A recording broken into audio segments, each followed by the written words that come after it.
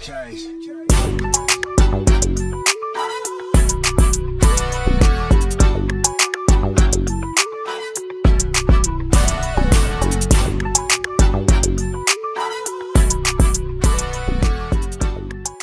up, everyone? Welcome to Elevated Podcast. We appreciate you guys tuning in once again. Introductions. My name is John. I'll be the host today. Co-host. I'm Jamie. Woo! I am the co-host.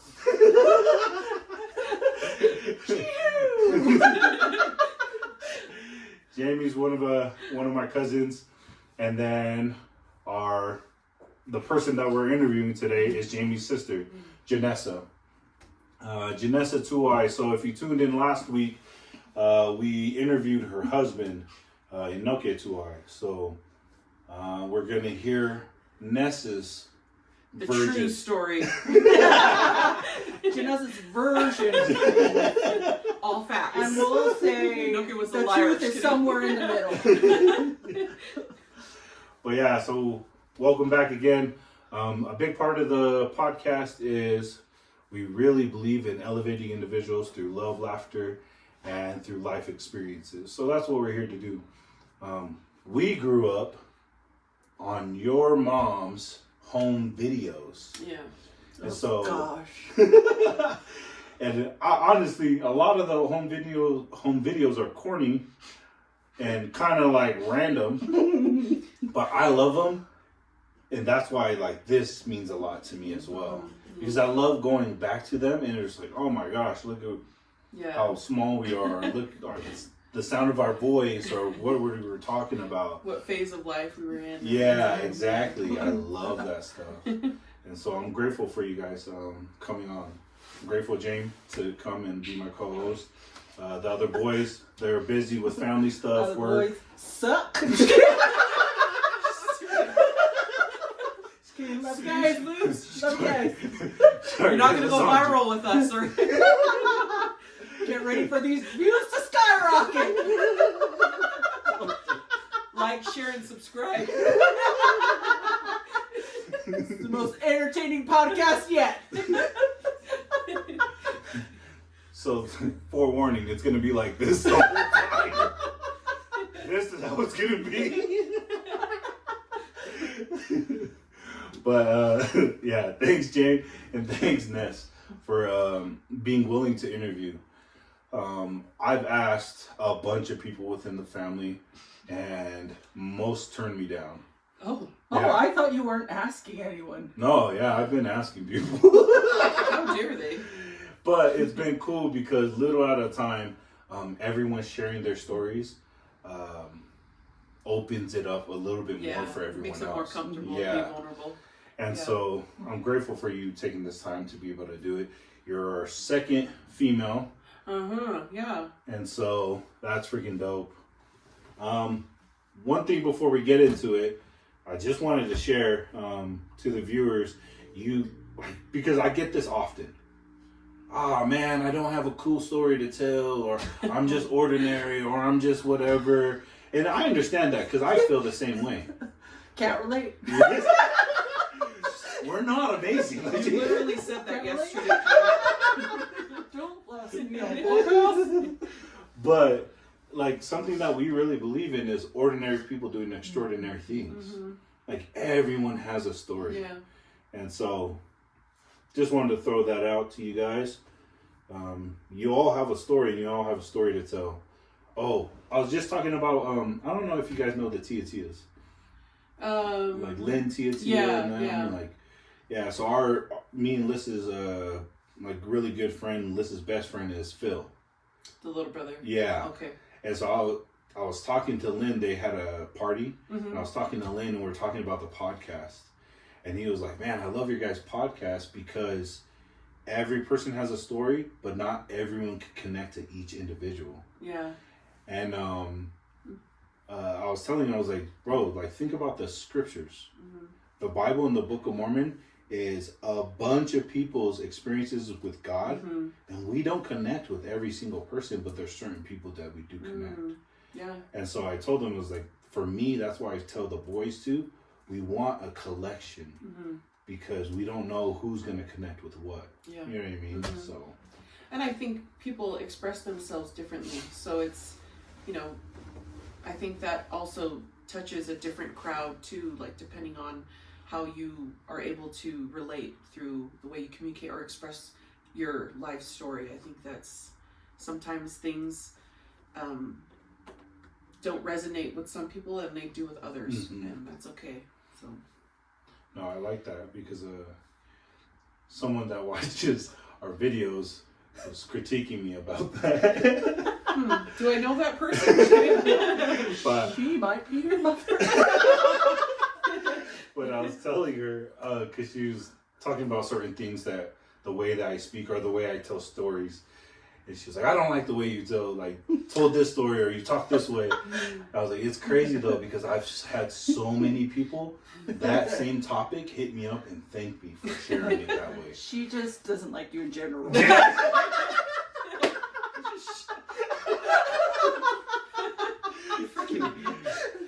All right, we're just gonna answer your next. Me and Jamie are gonna interview you. Yeah, like really, whatever. I asked her. She was one of the ones I asked, and she said no.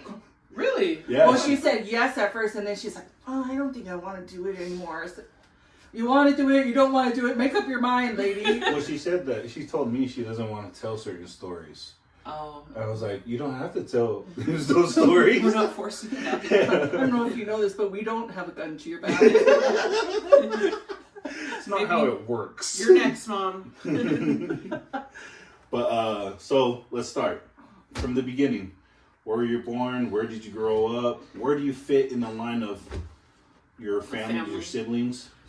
So I am. Oh, and what's your full name? My full name? Yeah. Okay. My full name is Janessa Ernestina. Maiden name's Pulu. But married name is Tuai. I'm married to Inoke, who John mentioned earlier was on the last episode. I was born in Redwood City, California. And I think when I turned 5, so we spent a few years there in my early life and then moved to Utah. We moved to Utah and stayed in Kearns with Uncle Jason's family, or near Uncle Jason's family. No, we stayed with Uncle Jason. Yeah, right by the... Okay. Yeah, right by Kearns Rec. And I went to kindergarten there in Kearns. And then my parents bought a home in West Valley. And we moved to West Valley and spent majority of my life in West Valley. So I would consider myself being from West Valley. Woo! And this is... We'll get to your gangbanging life later. This is a West Valley regular. No, and then, so then we, my parents bought that home and they still live there currently. So it's been like the home that I think everyone has lived in at one point or another of their lives. So grew up in West Valley, went to Granger High School, graduated in 2007. Ooh. Me and Jamie are the only Lancers in our family. Everyone else went to Hunter. So No, Shayna was the last. Oh yeah, that's right. Shayna, that's right. And Nico was like there for Half. 1 year. Yeah. So Because Shayna started at Hunter and then went to... Yeah. then came to Granger. So we're the only cool ones in the family, and everyone else is the loser She Wolverines. And so graduated in 2007. Went on my mission to Oklahoma Tulsa mission. It's now been renamed to the Bentonville, Arkansas mission. So they changed the name. And then I returned home from my mission and met my husband Inoke Tuai in the YSA and here in Salt Lake. And then Question. yeah. Because you're flying through this bad boy. You're answering all You the give me questions the that we timeline. didn't ask. Upbringing. Because you're very social, very talkative. Mm-hmm. Have you always been like that? Or were there certain points when you came out your show? Because I don't know. No, I think I've always been social. I think my whole entire life I've always been social and have always been I've always enjoyed conversation, or never really feared socializing with other people, and yeah, I've always been social, and I'm the only social one in my family. Me and my dad. Yeah. And I guess I didn't share that. So I have 2 older half brothers, Kaiser and Isa. They're my dad's 2 sons.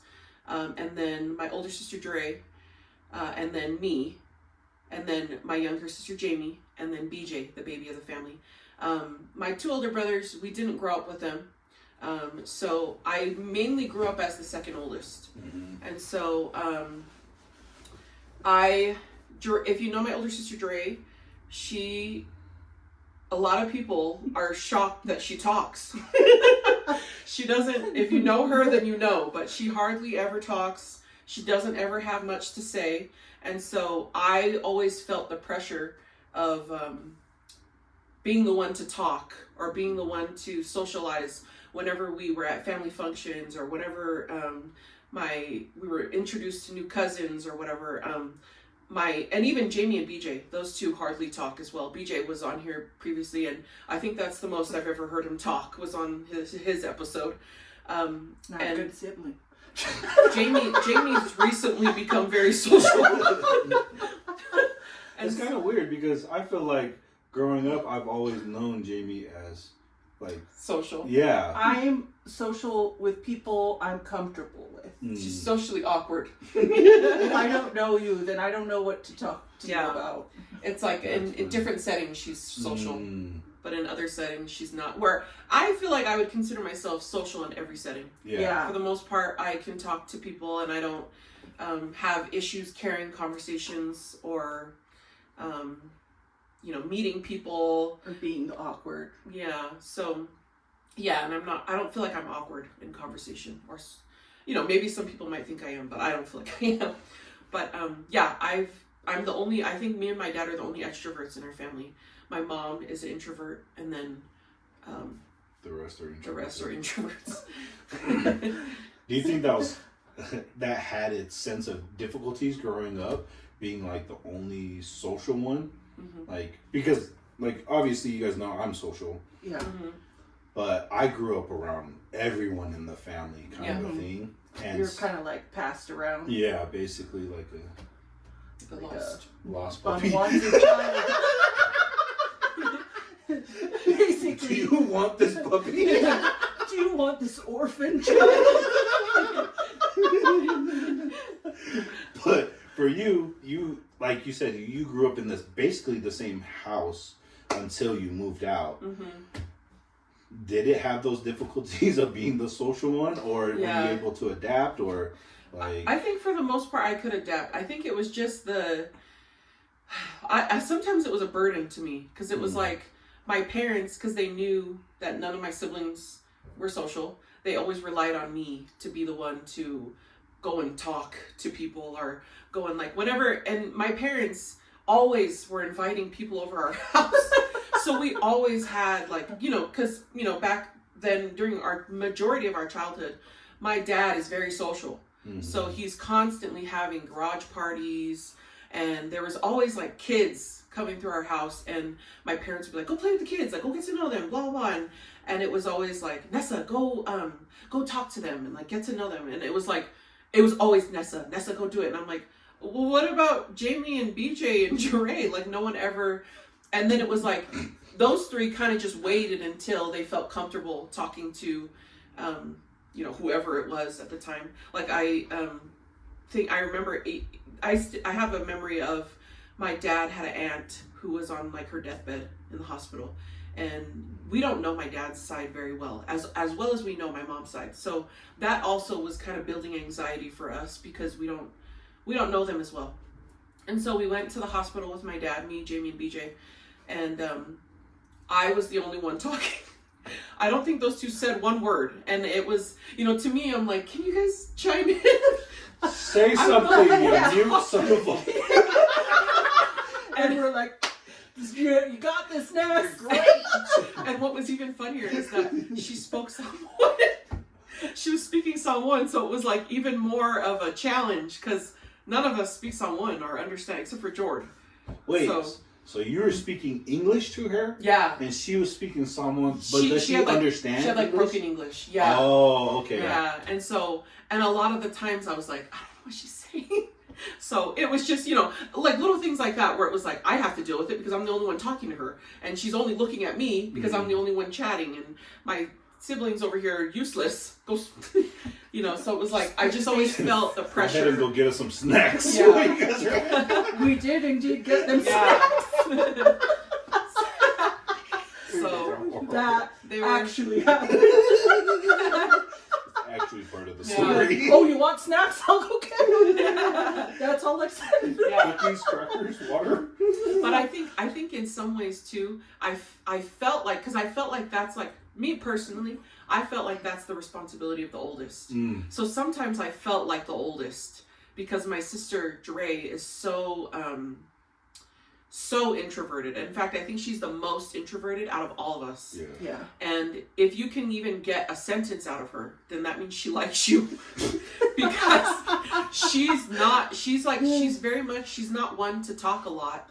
And if she does talk to you, then that means, honestly, I genuinely think that that's the only reason why you're getting more than 2 words out of her is because she likes you. Unless she's cussing at you. Yeah. Yeah. Well, I was gonna say that too. because Yeah. Ray's also like she doesn't like a lot of people too. So, if Jere's saying nice words to you, she likes you. If she's not saying nice words, she does not She like you. doesn't like you. You'll know if she likes you or not. So yeah, I do feel like there was, but it was nice though whenever, because we were really close to Uncle Jay's kids, just because we were closer in age. So anytime Nell or niece were around, because growing up I was really close to Jere, Janelle, and Janice. We were like the 4 older girls, so we were kind of expected to do a lot of things. And in those settings, it was when Janelle and Janice were around, it was nice because they're very social too. And so it was kind of like the pressure was relieved off of me because I didn't really have to worry about being the only one leading the conversation or introducing myself or you know, being out there, like being like just being out there and you know, making conversation with people. So isn't it interesting though, like you talking about that, because I've known you to be social forever, but to just hear like that you naturally have that doesn't mean it doesn't bring any pressure to it as well. Yeah. You know what I mean? Where it's like, I don't know, like that has to be tough as a young child during those times where it was like, I don't know what to, like, I thought it was supposed to be her. Yeah. But there's 4 of us. If we can all ask one question, there's 4 questions. Because 4 questions. There was even Give me a little bit. even times where we would it would be with like my aunts or uncles, and you know, it wouldn't even be with just children. It would be like with my aunts or uncles, and they would be like asking us questions, trying to get to know us, and my siblings, again, not talking. So it's just me. And I found myself answering for them sometimes. They'd be like, oh, what do you guys like to do? Oh, well, we all like to go play volleyball. And no, I don't even know if, you know, I'm just kind of answering for all of us. And so then they eventually were just asking me. And so I do feel like it made it kind of put my siblings in a position where people weren't getting to know them. Yeah. They were only getting to know me and kind of based their opinions off my siblings off of what I was saying. So I think it, you know, the pressure is just like, and it was since being young. Like I do remember this being being 8 and holding conversations for my siblings. Do you have, because we'll circle back to a couple of things, but because Shane, your son, very talkative as well, and you and Nokia are very talkative as well. You know, you guys can hold a conversation. With that experience growing up, do you feel like I don't know if the word is protect, but kind of not have that kind of a situation on Shane. Yeah. To kind of protect him. Because I feel like us talking about it, I feel like don't know if you've ever expressed it to any of the family members, but I feel like you've had a heaviness on your heart with it. Like, damn, like I'm always the guy. I have to be the guy. I always have to be the guy. Yeah. Now you have a son that's the same way, like not trying to put that burden on him. Do you feel like you've kind of connected that, or? I think I don't hold expectations for him in social settings, and he is very social. He's very social, but I feel like he's a lot like Jamie. He's social if he's comfortable with you. If he's not comfortable with you, then he's not social, and I don't push it because I'm not gonna. First of all, he's not gonna let me push him. Honestly, he's very you know, he is. If he doesn't want to do it, he's not gonna do it, and I'm not gonna sit there and fight him over it. Because I don't see a point in it, and I also don't think that he should have to. If he doesn't want to talk, then he doesn't have to. But I think a lot of people expect that of him. I think a lot of other people have that expectation for him, mainly because of what I post of him on social media. Yeah. A lot of, I feel, and this is going to sound very cocky, but I feel like Sienna is like a celebrity, a social media celebrity, because a lot of people, anytime I go somewhere, people always bring up stuff that I post about Sienna, because he's so funny. He's very witty. Yeah. And intelligent for being such a young child. And so I feel like a lot of people kind of put that expectation on him that, oh, he's going to be so social and give me these funny moments when I'm around him. And then when they meet him, he's very opposite. He won't give them eye contact, won't talk to them until he gets comfortable with them. And then he starts to be himself, so I just let him do that. I allow him his space to get comfortable with people. And, you know, I will say, go say hi to your aunt or your uncle. And a lot of times he'll say no. And I'll say, okay, I'm not going to push it anymore. Well, so. I like that because me and Liz talk about that, like with Zion and Uriah. And obviously we're Polynesian, we're Samoan. And in the culture, at least for myself, the way I experienced it, whether it's with Grams or whether it's with my mom and Alfred's family, with Uncle Adeayan and Mar and them, like I was forced. Like that's part of the culture. Like you have to like go say disrespectful. Hi. Yeah. Like I can't remember. Like I have countless times, especially with Alfred, because I am social. But put into those situations, I hated it. Yeah. But I would get my butt whooped because I would refusing to do that. And that's something that me and Liz have talked about, where it's like, if he doesn't feel comfortable, I don't want to force him. Yeah. Kind of the same things like with Shoni. Is like, I love that you're saying that. It's like, if he doesn't feel comfortable, he doesn't feel comfortable. Like, that's cool. Like, it is what it is. Yeah. But it kind of makes me think of, like you said, celebrity. Like, I feel like Shana is a celebrity. But I think he thinks it too. But I feel like it's like I always see, like, interviews with comedians. Like, they're like, yeah, anytime I go in public, like, people think I'm going to be funny. Yeah. Like, I got to be funny. Got to say a joke. And, like, I'm going to do things. Like, it's like, no. Like, I'm not funny all the time. It's funny. I don't want to say a joke. Yeah. It's really funny because I do really notice that with people. Like, they try to engage in conversation with him to get him to say something funny. Yeah. But a lot of times he's like, this is all you're getting. Like, you're going to get a high from me and you're lucky for that. So, you know, maybe occasionally he'll be his normal self around people. But for the most part, he's like, hey, you know, so, which he's a 5-year-old. So can't expect much from him. But circling back to, you talked about your upbringing. A lot of people, especially in that I played football with, that your dad has coached, didn't know he partied at all. Yeah, bro, that's a surprise. Every single like boy that I know, they're like, bro, like, because a lot of times they thought he was my dad. They're like, your dad party? Or like, and then you know what I mean? Like it was like, oh my gosh, I didn't know. It's like, yeah, bro, he was drinking and smoking like for a while, bro. Should have came over our house in the 90s. But with that, because I know how it affected me with my mom and Alfred. Did that have any effect on you with your parents partying? And because I know for sure too, like when we had an apartment, our apartment was the party apartment. Yeah. With your guys' house we were over there all the time too, and all the adults were in the garage partying. Mm-hmm. So did it affect you in any way, like whether positive or negative? Like, yeah. I honestly, I don't think that it was traumatizing to me at all. I don't think it caused like any type of negative experience. I think it was just like, they weren't interacting with us as much as a normal sober parent would. But so normal, responsible adult mom and dad. It did, you know. I think it became such a routine thing. There was always a party in the garage, whether it was every night or every weekend. We knew, like, and I honestly kind of liked it, because I liked having people over and more cousins to hang out with, and you know, we had a swimming pool and we had a trampoline and we had the park in the back, and I had no issues with it. Yeah, you guys go do your thing. I don't care.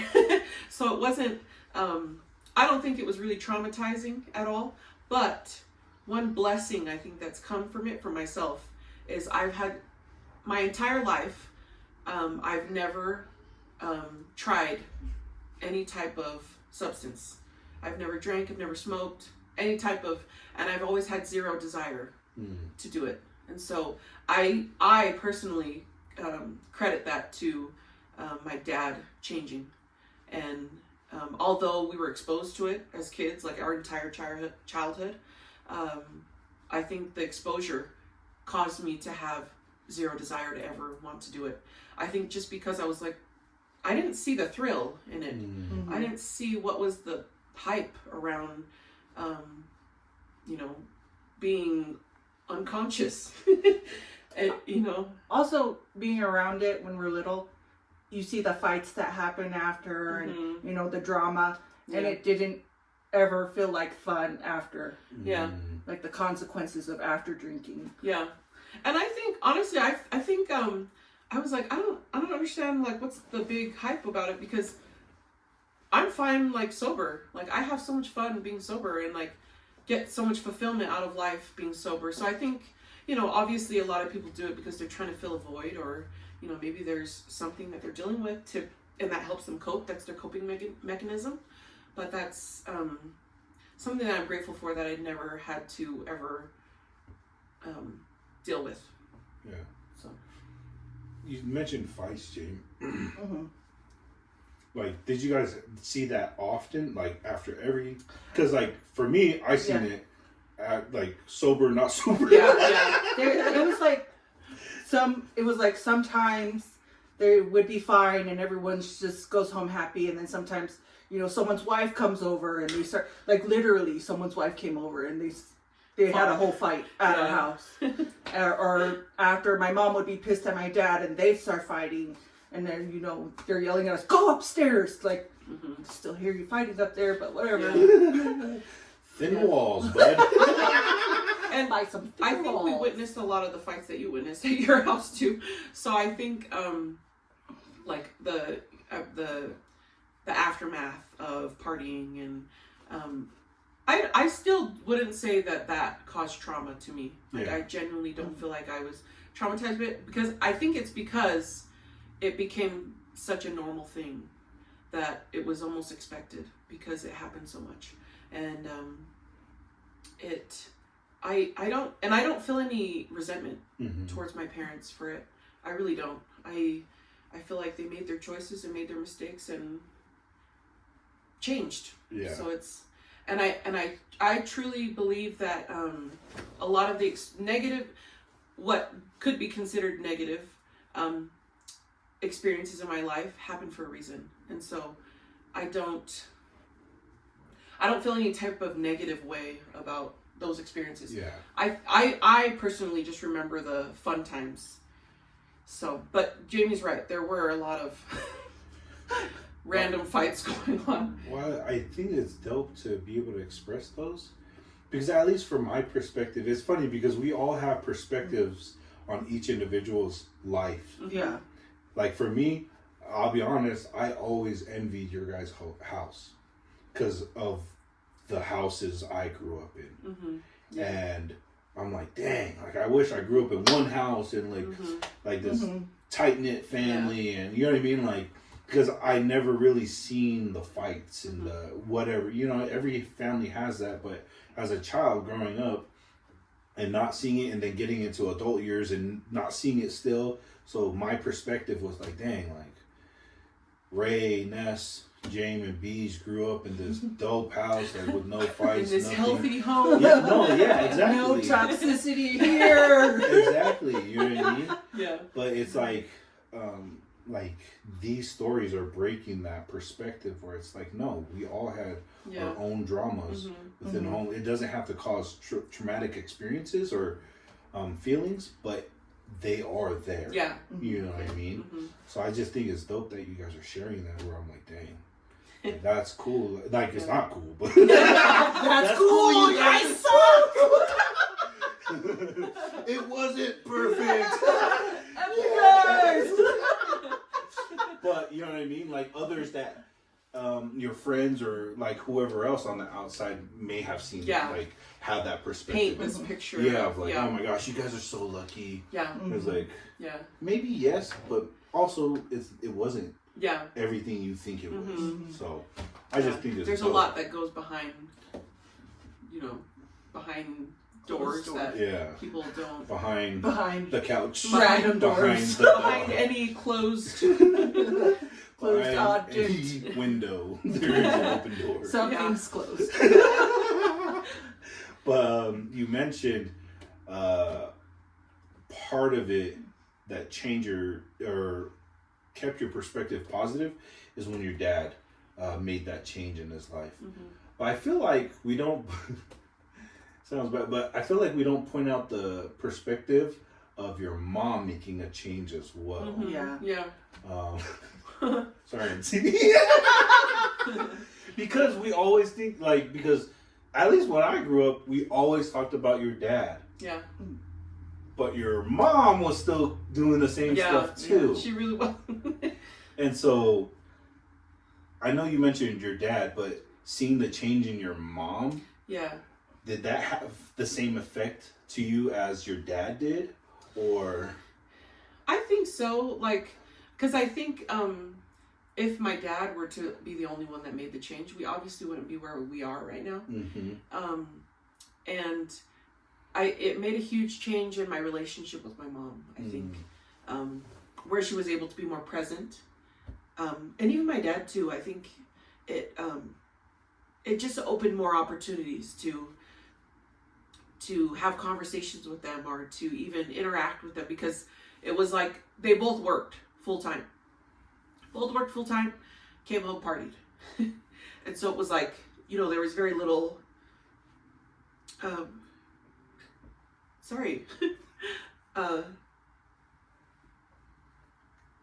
maybe it was traumatic. You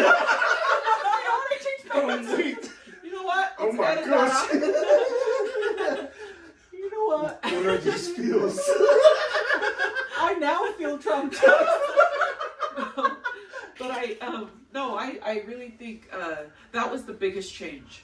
I think was the biggest change was the spirit being in our home, and then on top of that, my parents, being more involved with our lives and with us, and we weren't, because I do feel like that was it was like night and day, honestly, and there was more conversations with them about our lives, and there was more discussing our interests and them noticing our interests. Like they would even make mentions of things that they noticed that we were becoming more interested in. And was there a moment like that you remember where you're like, whoa, that's kind of crazy, like you never asked me this, like about this thing, like a volleyball or?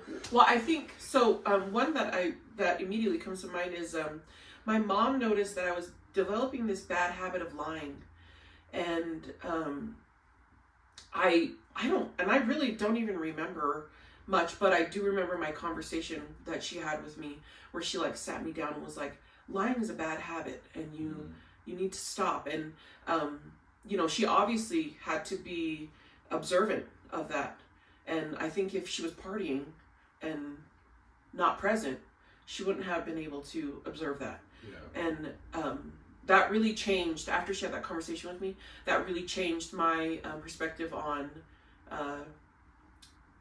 what I say when I speak and how I say it. And I've really become kind of a perfectionist when I do express myself, because that conversation with my mom where she was telling me, you know, I remember her telling me like, you know, when you tell a lie, it just snowballs. And, you know, we had like this long conversation. And I think that taught me a lot, and that meant a lot to me as a child. Mm-hmm. And so, you know, those moments were important after they made those changes and started becoming more observant of our behaviors, really, and our lives. So. No, I think man, I think it's super dope because I feel like these conversations, like we have these conversations, but kind of like this moment, we don't have the conversations. Yeah. Mm-hmm. You know what I mean? Or we're allowing the feelings and emotions of the moment Mm-hmm. surface. Where you're like, oh shoot, maybe I was traumatized. maybe them not noticing us and just kind of being a blur during Mm-hmm. those moments did affect me. Yeah.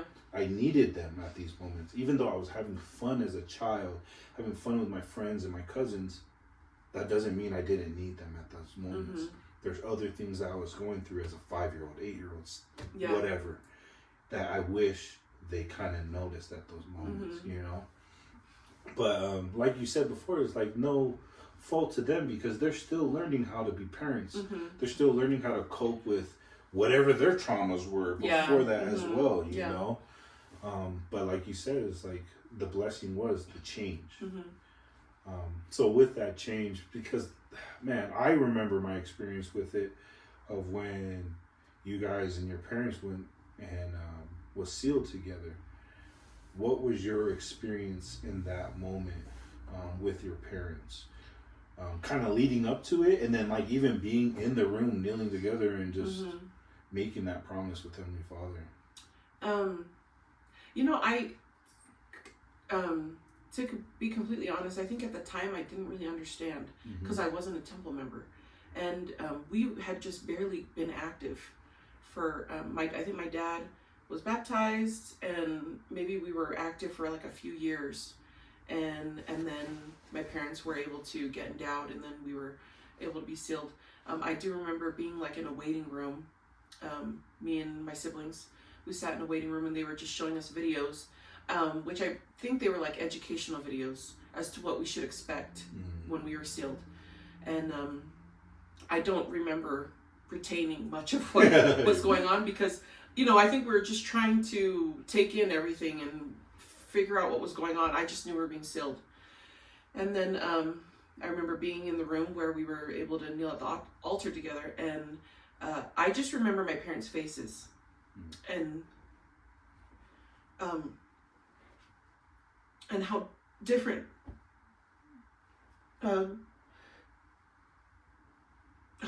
they looked, especially, you know, seeing them, you know, throughout their party phase or inactive phase, or you know, my dad wasn't even a member, so I think I knew that it was a good change for them, so I knew it was good, and I think at the time I didn't realize, but the Spirit was telling me, you know, that this is a good thing, and this is you know, I think it was like a little me learning what true happiness is. I think that was like probably one of my first few experiences of learning what true happiness is, you know, and what any eternal family even meant.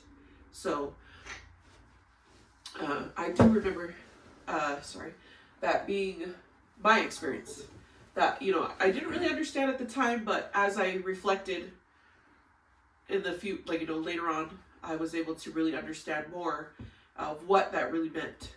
And now, having my own kids, that's even more meaningful to me. So.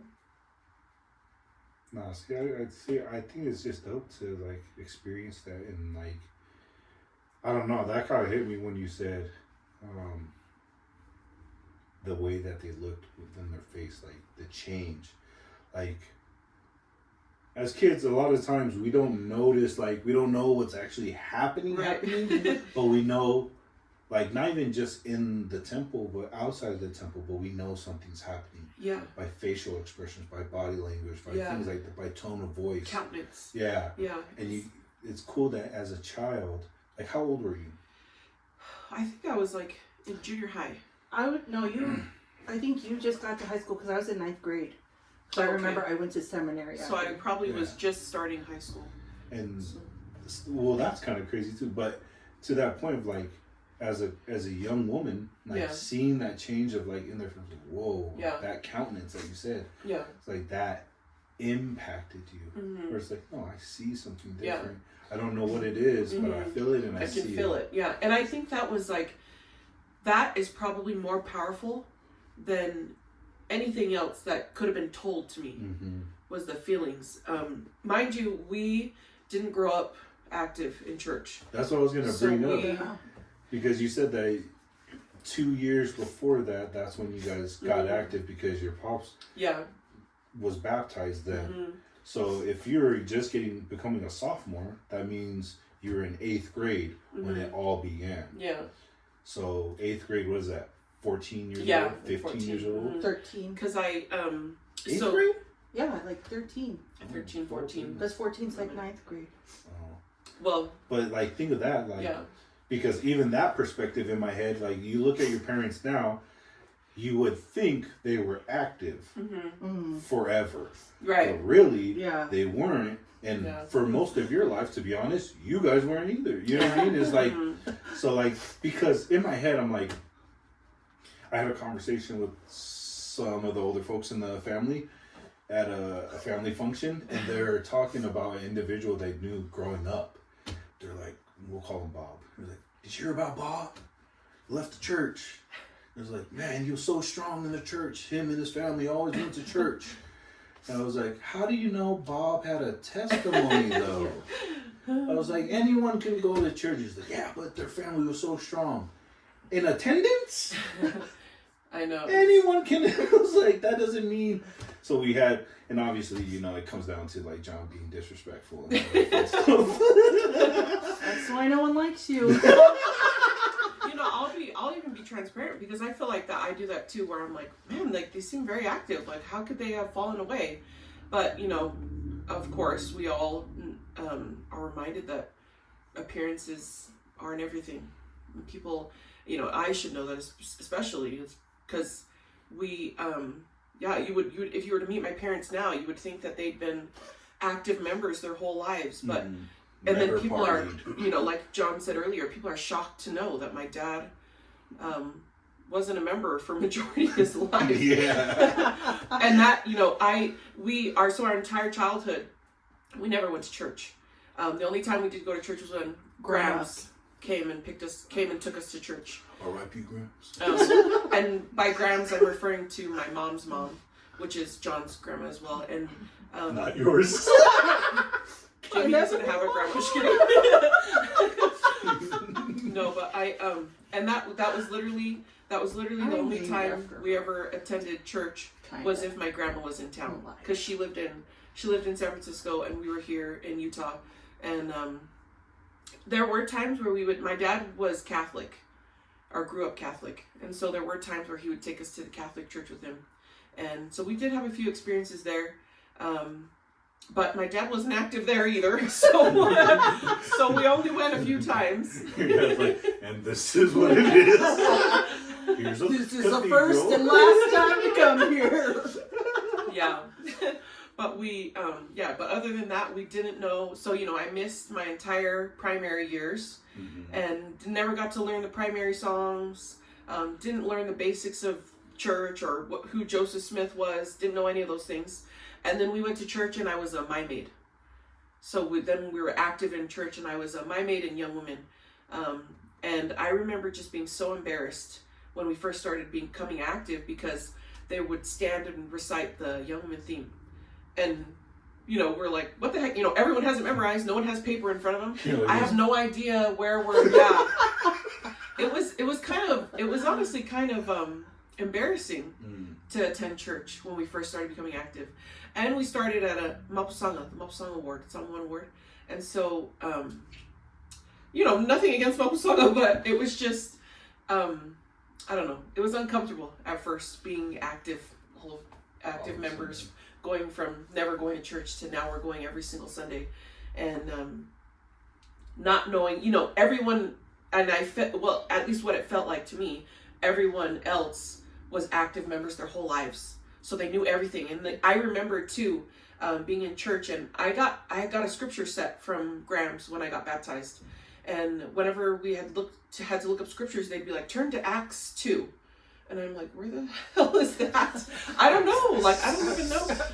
If you were to ask me about A-X-E. I couldn't tell you the difference. Like, they would say, turn to Acts, and I'd be like looking through the Book of Mormon. Like, I had no idea where the scriptures were, like what we were even talking about. And I remember them talking about the apostles, and I had no clue about what was going on, or I felt like I should have got the missionary lessons too when my dad was being, investigating the church. But I do remember that as being my first experience. I don't know if it was the same for my siblings. Jeray was very active.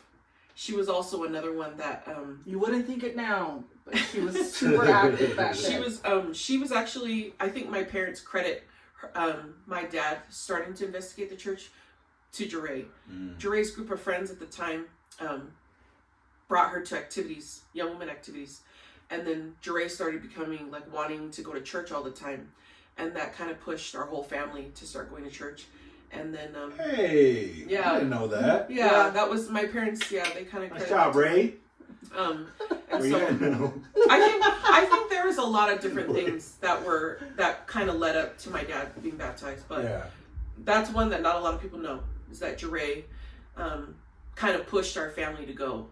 And so. I didn't know that at all. Yeah. Dang. Was she wearing her Lakers jersey at the same time? She wore her Lakers jersey. She did to neutral. She wore it to neutral. Dad, I'll go church. I'll go church. Yeah, I'll go church. All right. We go church.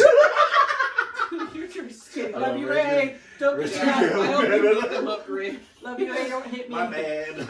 John started it. No, I didn't. So with that, I wanted to ask the question. So what are some things, what's the life lesson that you learned from your parents that you want to pass on to your kids? Man, there's a lot. There's a lot that I want to pass on to my kids from my parents. I think the main one, the most powerful one that's always stuck with me is the ability to repent.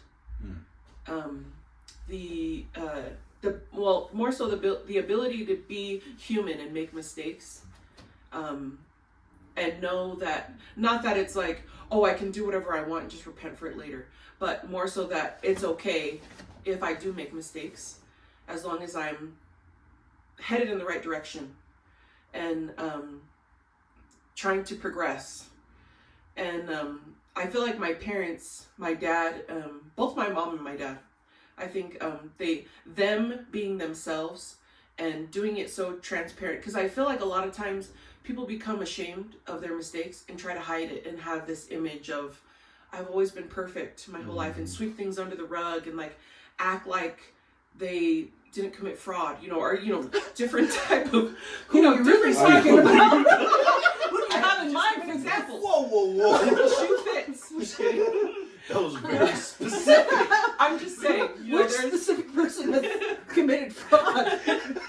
I'm just giving examples. That was a crazy example. Just giving examples, but well, there's like committing fraud. There's like, what else? There's like cheating on your spouse. Affairs. Delta. Just kidding, Delta. No, but fire I my dad. I do like I think that because they have always been so vulnerable and transparent in their repentance process, they gave me as their child like almost like permission to be a human and not put up this image like, because I think that this is a culture that happens everywhere where it's like, oh, we have to look perfect and we have to pretend like you know, nothing's wrong with us and we don't have any anything, there's, you know, we don't ever sin or we never make mistakes.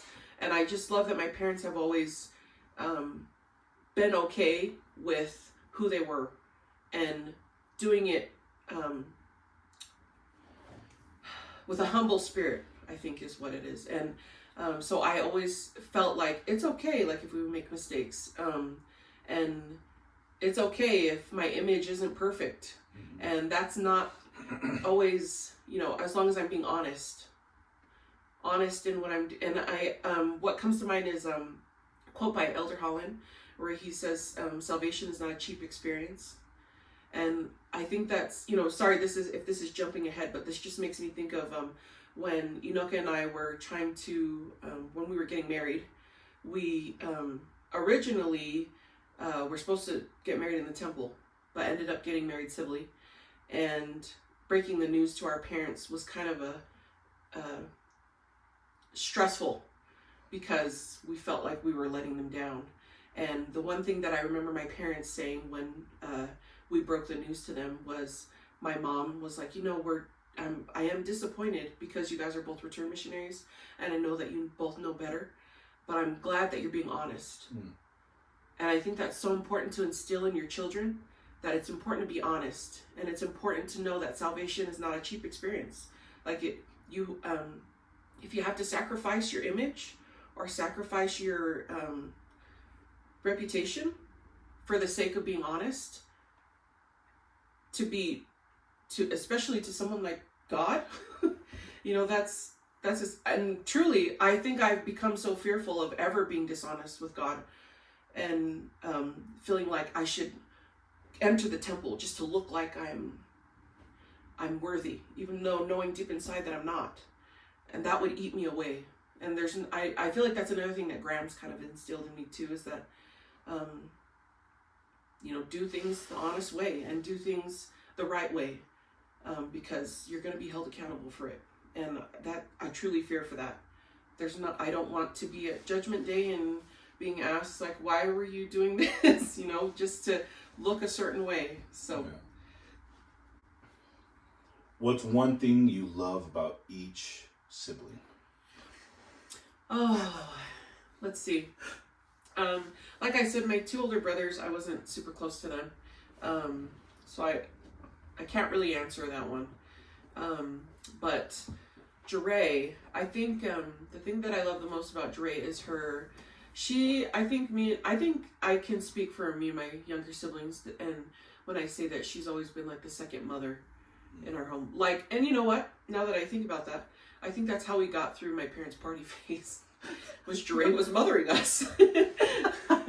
And she's always had like that natural ability to be a mom. Even to my kids. Just your kids, not my kids.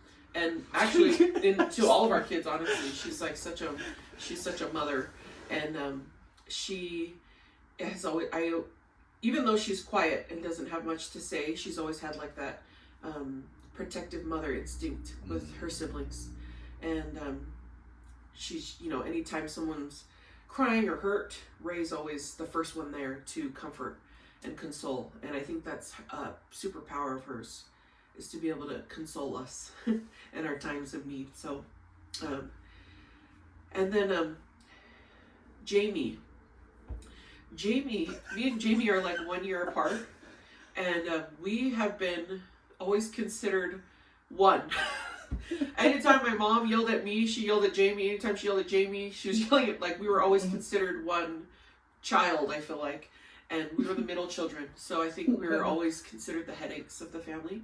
And for sure, we were partners in crime. So even like people not of our family, anytime they saw me around, they were like, "Where's Jamie?" That was always the first question, and Jamie too, vice versa.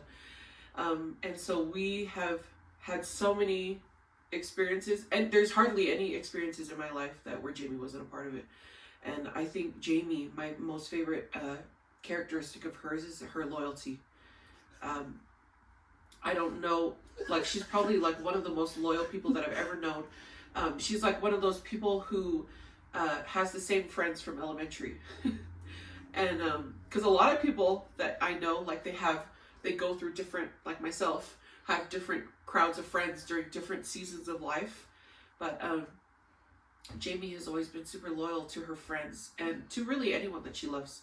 And she also has a natural ability to be a mother. And she's always been the designated babysitter in our family. I think everyone, all of our first cousins, everyone trusts their kids with Jamie. And I think that's really telling of her character, if you can trust her with your kids. And Beej is has such a natural ability to be loving and have charity towards others. And by charity, I mean like pure love for people, and like that pure want to help people when they're in need, and without knowing anything about them. They could be a crappy human being, and BJ's very like just charitable. He's just very charitable, and like it's so natural for him that so many people, like, if you know BJ, then you know exactly what I'm talking about. I don't even need to explain. You just know how he is. He just carries that around with him, and that's something that I always loved about him, and love being able to tell people that he's my brother.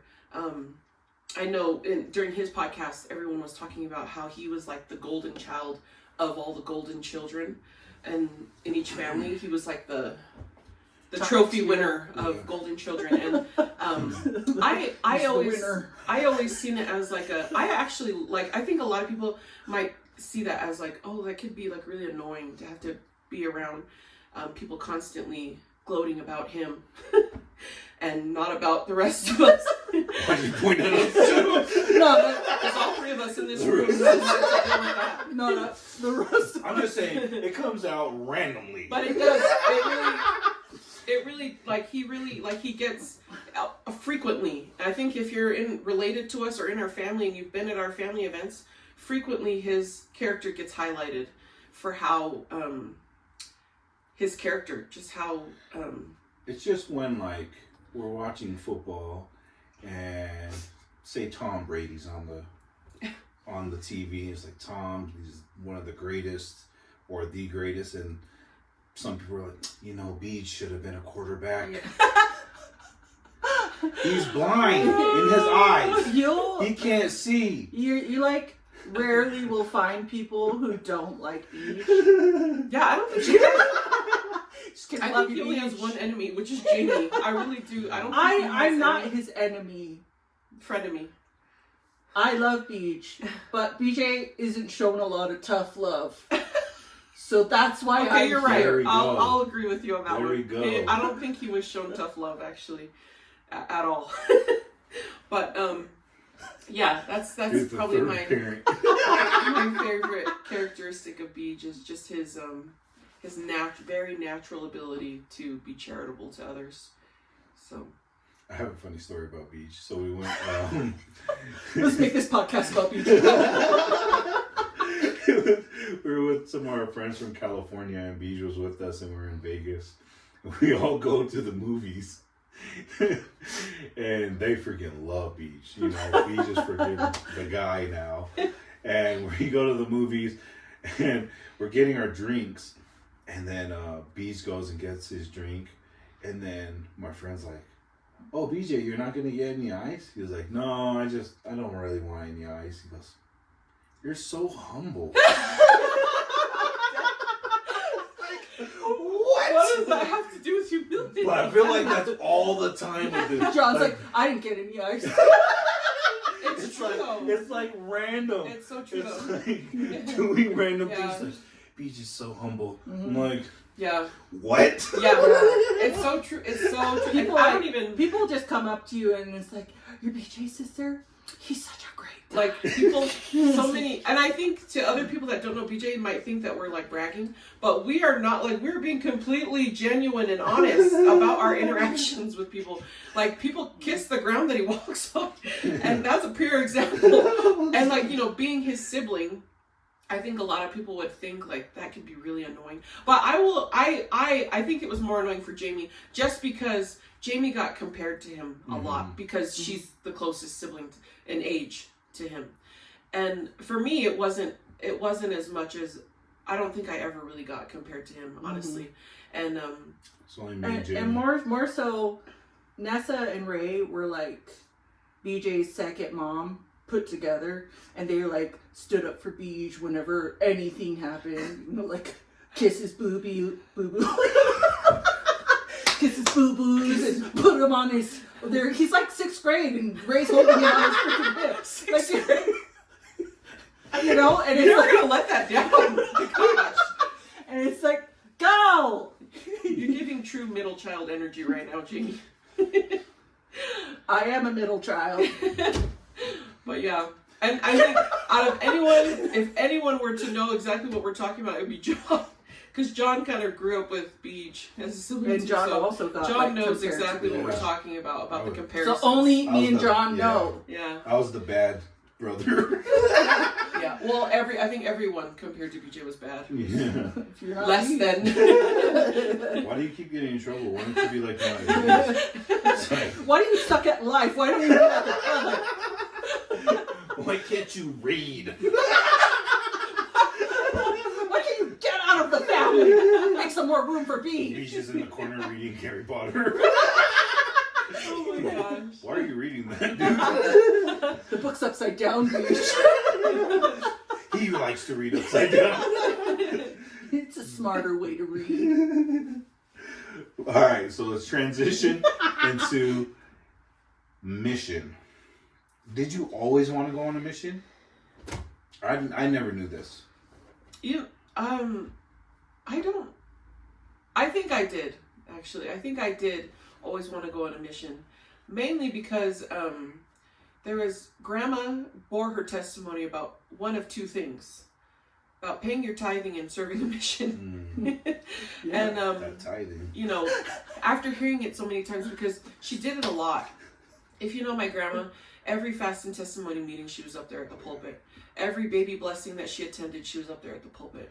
Every funeral. Every funeral, she was Every up there. wedding. She always got up to bear her Anytime there was a testimony. mic. She was up. Well, no, even times when there wasn't a mic. Every family home evening, every family function, she was always bearing her testimony to us.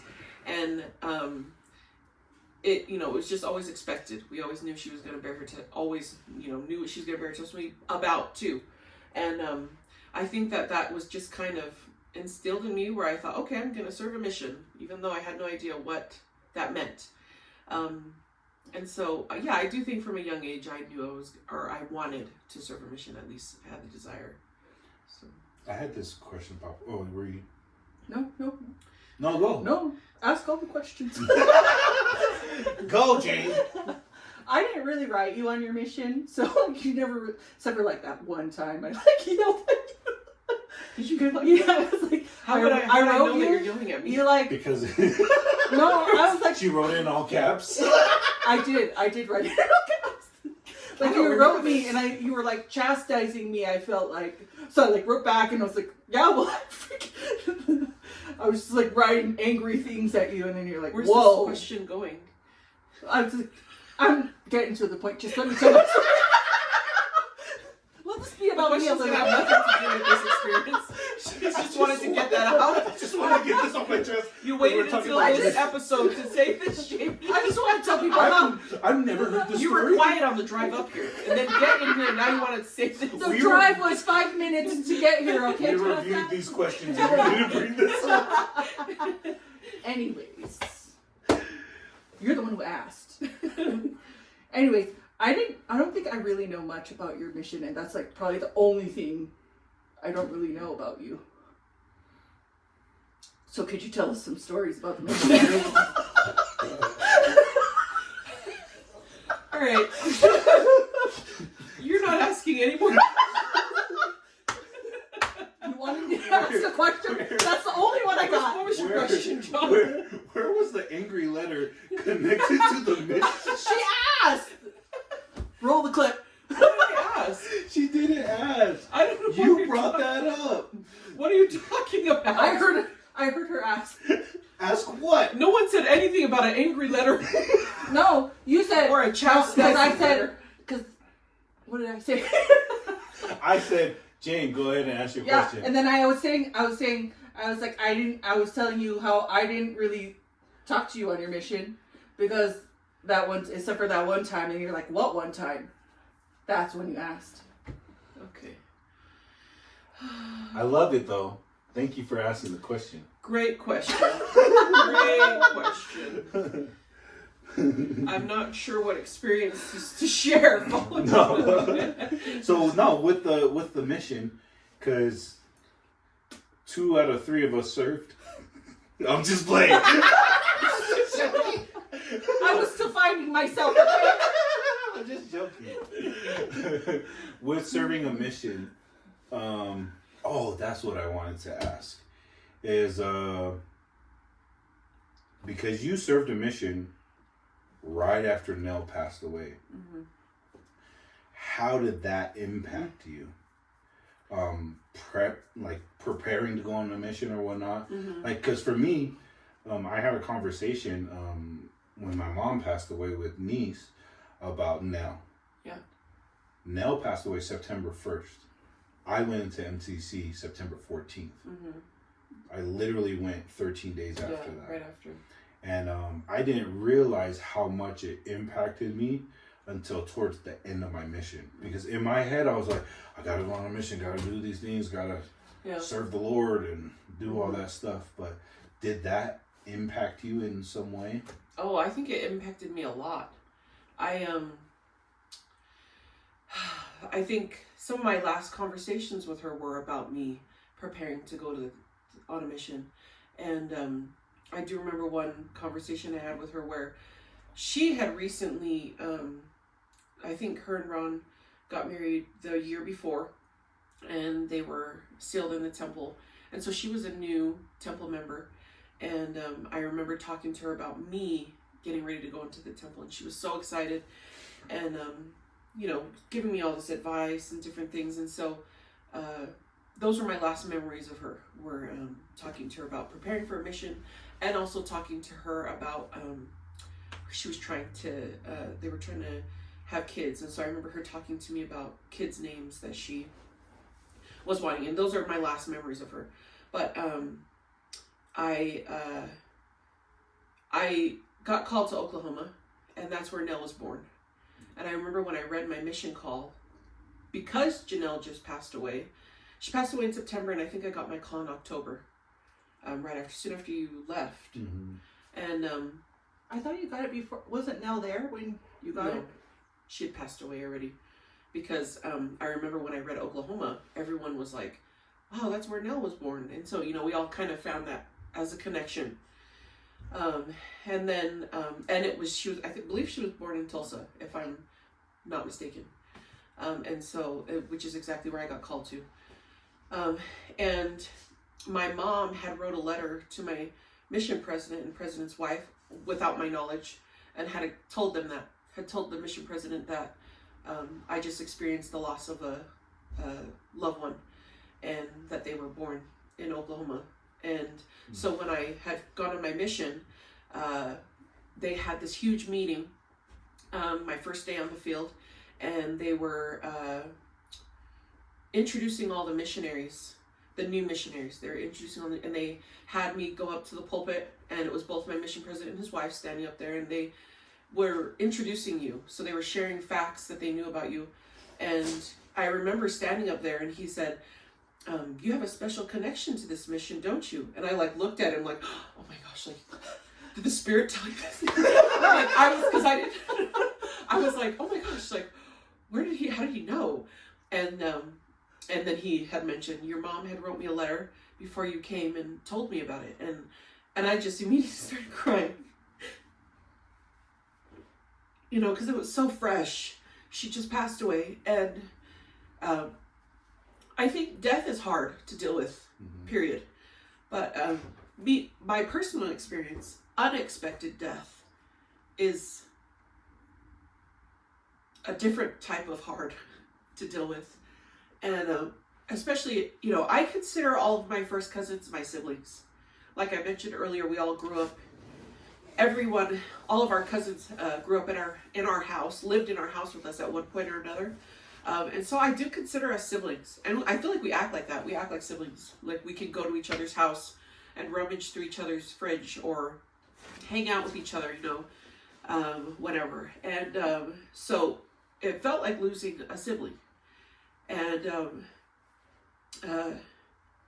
it was very hard because I felt like, so he announced that to all the missionaries on my mission. And so it was constantly being brought up to me anytime I got transferred to a new area, or, you know, my companions that I had at the time brought it up a lot anytime we had personal studies in the morning. And people were always asking me, like, what my experience was like serving a mission right after burying a loved one.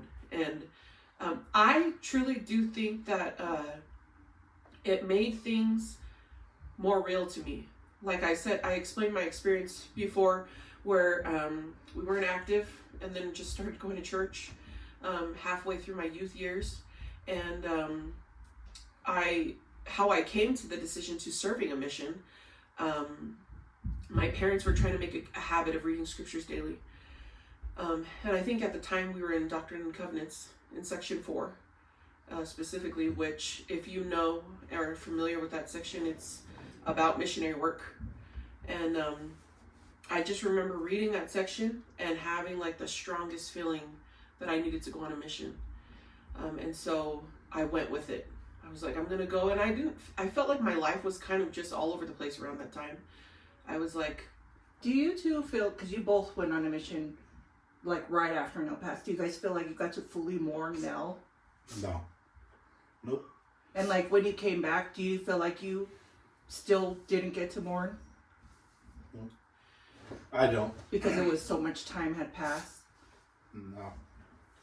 I feel like, I'll be honest, like, I feel like once I went on my mission, I felt like I was just on an island by myself. Like, I never had anyone ask me about it. Not once. Not even Grams. Like, every single person was just like, oh, you need to serve, you need to be dedicated, you need to stay out there and do all that stuff. But even like that, like, no one wrote me and like asked me. Not one person asked me, it's like, are you doing okay? Yeah. So, no. Or even like acknowledged it. Yeah, acknowledging that 13 days before that, you know, I was at the scene of my cousin. And yours was probably way more, like, immediate than mine was. Because your farewell was like the weekend right after the funeral. Well, and it was so immediately after the funeral that everyone that attended the funeral attended your farewell. That's how back to back it was. Yeah. And our family, I think, even our family was still trying to get over what just happened. Yeah, everyone was still in their, like, even still today, like, mourning phases last for a while. But, like, I remember, so for me, it was funny, my last transfer, because obviously coming home, September 1st is going to pass before I come home. I did a little ceremony for me and Nell. Yeah. With my companions, and we did lit up these balloon things. Just wanted to thank Nell for watching over me on my mission, because that's how I felt. I felt like she was watching over me the whole time. Because that was, honestly, for me, that was the thing that made me believe in the celestial kingdom, was Nell's passing. Kind of like what you said, like, it made everything feel so real to me at that moment, where I was like, this gotta be real, because if not, then, like, this don't make no sense. Yeah. So, like, on you guys' mission, you guys get to go in the temple, right? No, Like, I did you didn't. guys? So we did, but we didn't have a temple in our mission, so Oh. we couldn't go to the temple. Yeah, we didn't. So you have guys a- never got to go and like, because I was gonna say like, No. did you guys ever get to go in and like feel Nell's spirit there? Or... No, so I only went on my I only went into the temple twice to receive my endowments, and then I went to the MTC and we went once in the MTC. After that, Yeah. 2 years I didn't go into the Didn't temple. go until you came home. And I didn't, like, even to that point, I didn't know anything about the temple still. Yeah. I was like, bro, we go Yeah. once and then we just gotta expect, like, we know everything. Yeah. So, yeah, go to the temple, boys. Yeah. I had a very similar experience to John, where it was like I only went when I got endowed, and then one time in the MTC, and then it was not until I came back home. But I feel like for me, I feel like the same as John. I don't feel like I got time to mourn, because it was like once I got my call, it was just preparations for my mission. Couldn't focus on, how I was feeling. But I do remember a couple times breaking down, crying, while preparing. And then, like I said on my mission, people were constantly acknowledging it. And I remember before I left, Ron and Waz had given me a gift. It was a sweater of a picture of me and Nell, and then a dog tag with me and Nell. And I wore my dog tag everywhere. I think I wore it every single day on my mission. And so people were always asking me, like, oh, who was that? And I think it's important to share how Nell passed away. She had gotten into a car accident by I believe he was a drunk driver. Mm-hmm. And our cousin Janelle and her little sister Jasmine, our other little cousin, were both in the car. And Janelle, being in the driver's seat, was struck by the car and immediately passed away, whereas Jasmine survived. And I think that was very traumatic too, was Jasmine. I'm sure it was, I think when they get the opportunity to come on here and share their side of the story, I'm sure, they can share what their experience was. But for me, it was very traumatic. But I do feel like the best thing for me during that time of mourning, even though I don't feel like I really got to mourn, I think the best thing, it was like my timing of going on a mission couldn't have been better. That was the best thing for me at that time, or else who knows what I could have been doing or where I could have ended up, where my thoughts could have led me to. I think I considered it mourning in the scriptures, because I felt like that's what I was doing, like throwing myself into the scriptures, into the doctrine every single day. And that was the best thing that I could have done for my soul, I think, to heal and to understand death and to understand separation, and Heavenly Father's plan for us and His love for us, because I think that's a huge important thing to remember when dealing with a loved one that's passed. And so I do feel like that was the best coping mechanism, if you want to call it that, was serving a mission and losing myself in the Lord's work. And being able to teach the plan of salvation to other people meant so much more to me, because I now understand why it's important. Whereas before, I think, a lot of people, I think, in the church, piggyback off their parents' testimonies or grandparents, whoever brings them to the church. And then you eventually build your own and become your own, like can stand on your own feet in your own testimony. And so I think that Nell's passing helped me jumpstart to building my own testimony, because I didn't have my own when first serving my mission. And so I grew closer to God and built probably the strongest relationship with God that I've ever had in my entire life. And I think that that's probably the best healing method for people that are dealing with death or really any tragedy in their life. So. No, I agree. I think if I didn't go on a mission, I think I would have spiraled for sure. Yeah. It was funny because my mom was asking me to stay, after Nell passed. Mm-hmm. And she kept telling me, like we need you, like her being, like the family needed me. I just kept telling her, I was like, no, I gotta go because I don't know where I'm gonna end up if I stay here. But it's crazy because a couple experiences popped in my head when you shared that. Is that I loved sharing the plan of salvation off of that. Like I didn't know anything about the gospel until then, to be honest, where it became a real thing. Yeah. I shared Nell all the time on my mission, all the time. And I feel like people can feel that where I was genuine about it. I think it adds more power to your testimony too, because it's a real situation. Yeah. And it's a personal situation that you're sharing with people that don't know you or even know. And that's the thing about serving a mission is you're teaching people personal life. I feel like you're teaching them like kind of personal life lessons through the doctrine, like through the gospel and the doctrine. And it's hard for them to trust you if you're not sharing personal stories. Exactly. And I know that my most powerful lessons where the spirit was very strong was when I was sharing personal experiences, and people could relate and they feed off of that spirit and know that you're a real person and that you're not like a robot. Because I feel like a lot of people have that.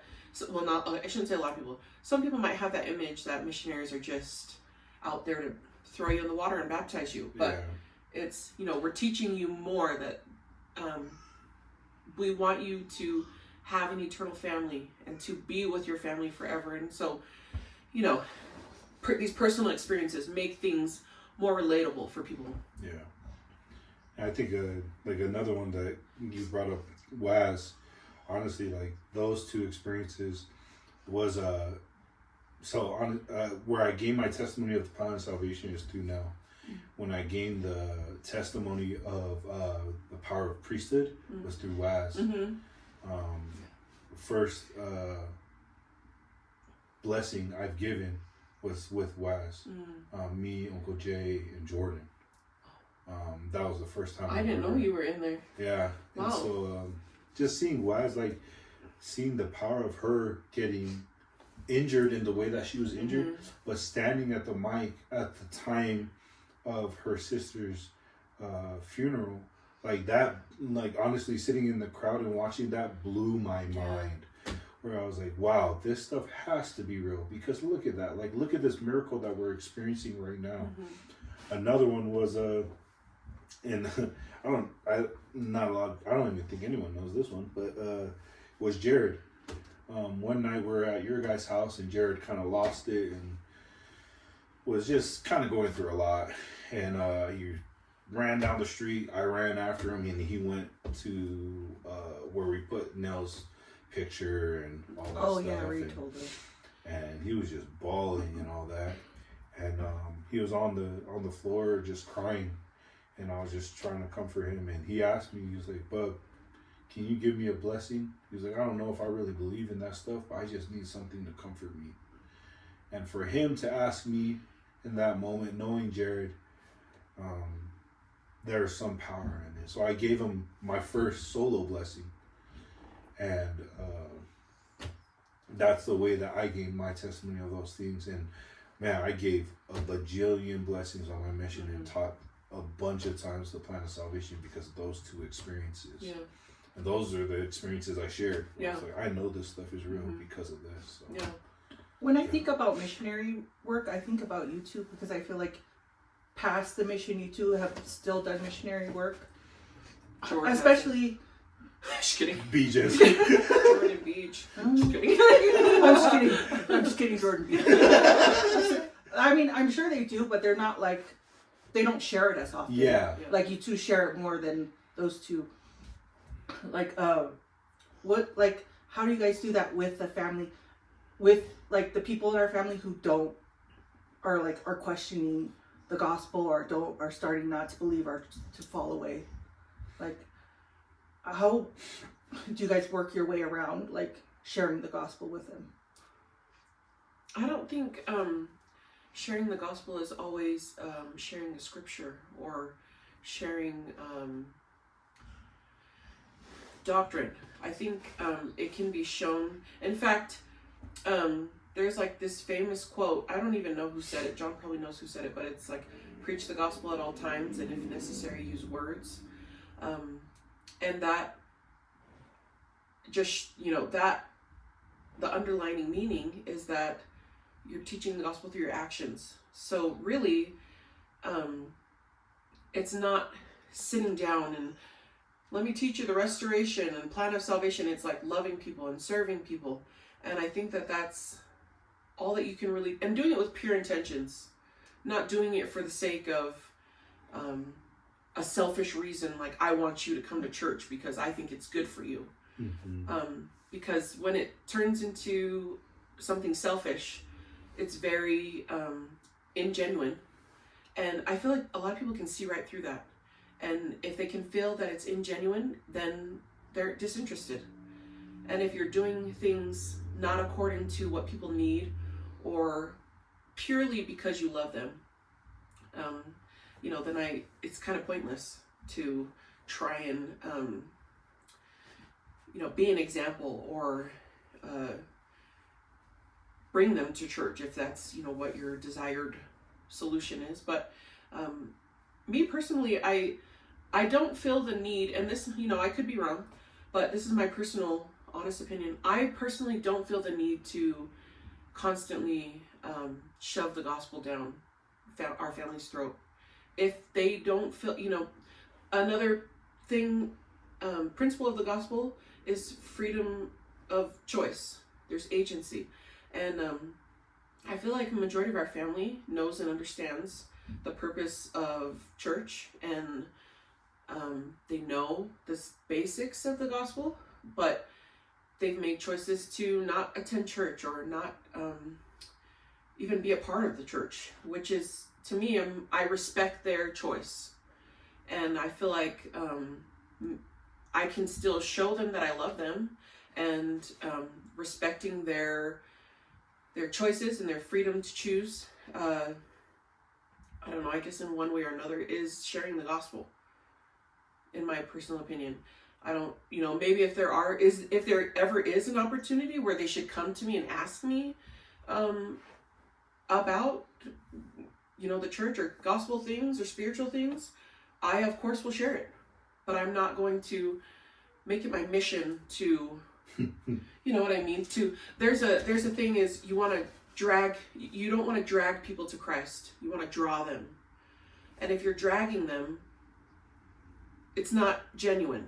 And I think it's the same thing with a parent and a child. Mm-hmm. If you're dragging them to Christ, then they're not going to, when the opportunity comes for them to choose, they're not going to choose what you've been traumatizing them with and dragging them, I think that's a good word, traumatizing them to Christ. Yeah.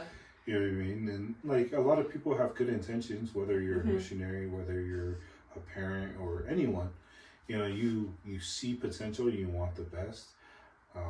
But that forcefulness is not necessary for the gospel. The gospel, like something I love that Jordan is the one that taught me how to teach.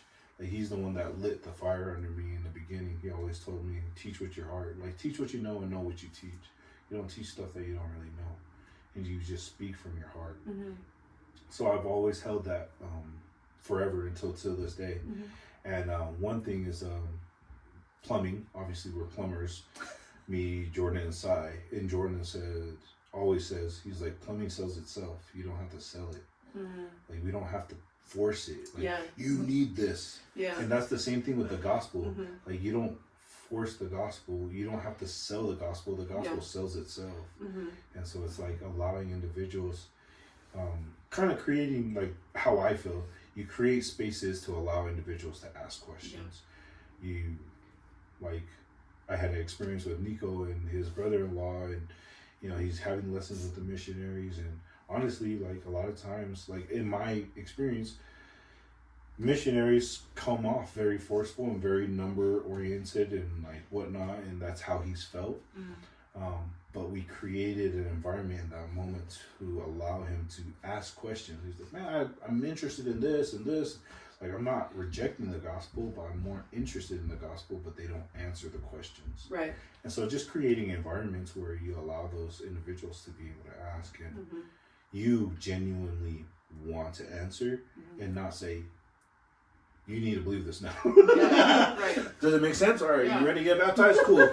Let's get do in that this. pond. Yeah. But it's interesting because other churches view baptism, I feel like, differently with how members view baptism.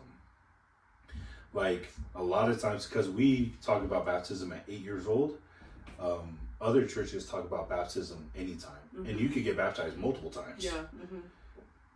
But for us, I feel like sometimes we get in a timeline kind of baptism instead of like, come when you're ready kind of baptism thing. Right. It's like, all right, you ready? Yeah. Cool, let's do this. Not like, we've taught you all 5 lessons. Yeah.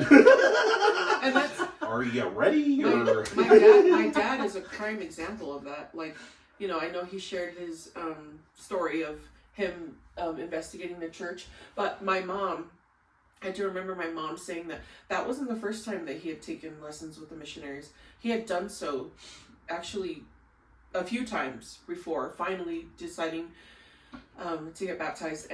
But the difference was the times that he took lessons before were because my mom or my grandma influenced it.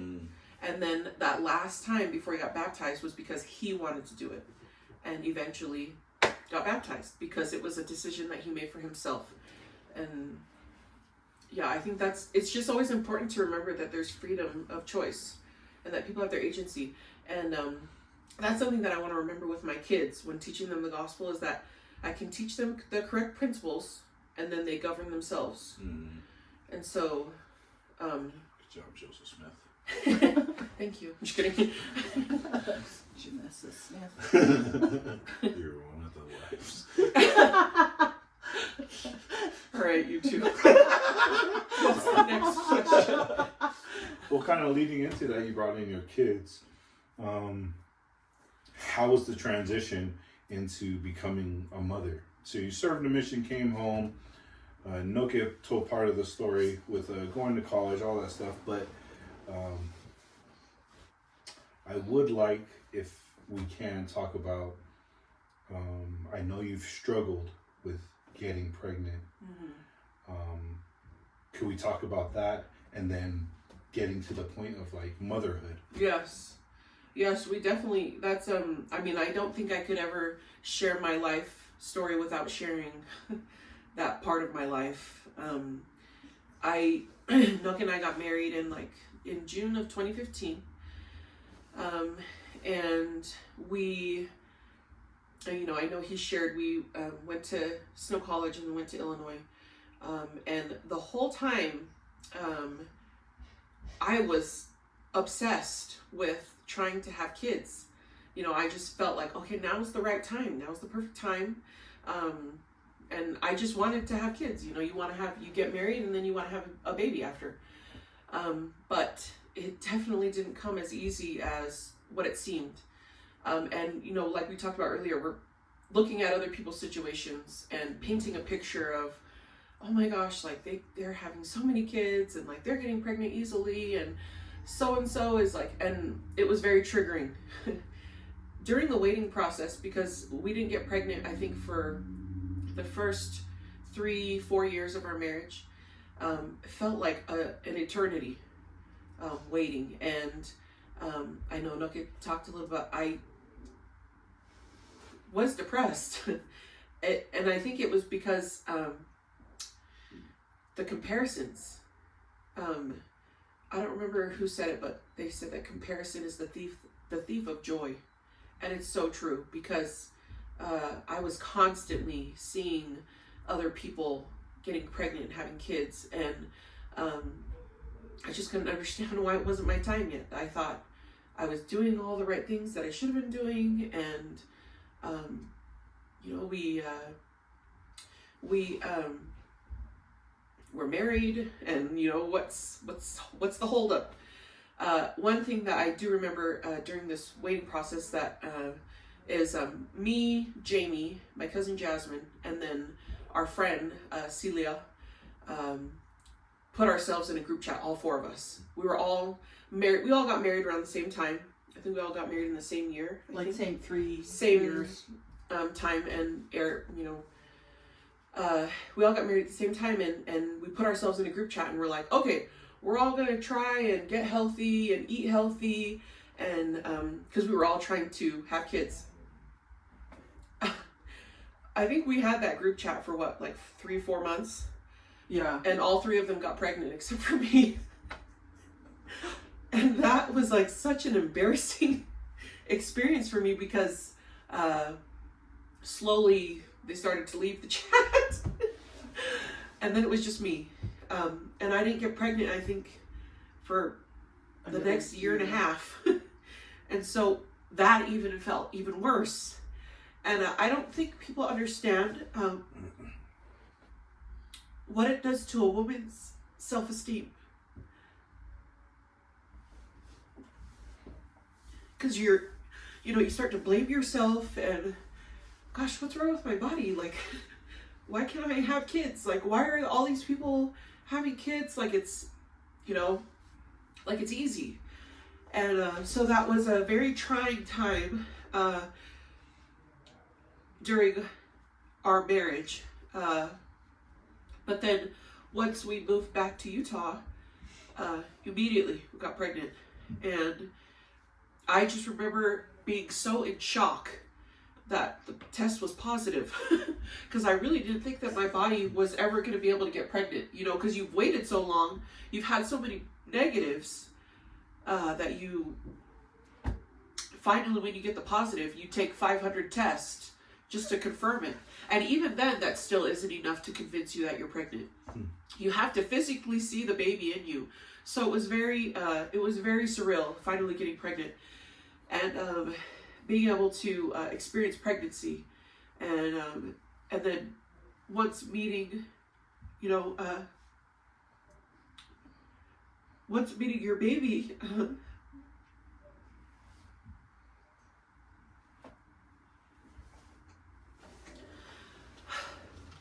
sorry, I'm just crying throughout the whole interview. You realize that the wait was worth it.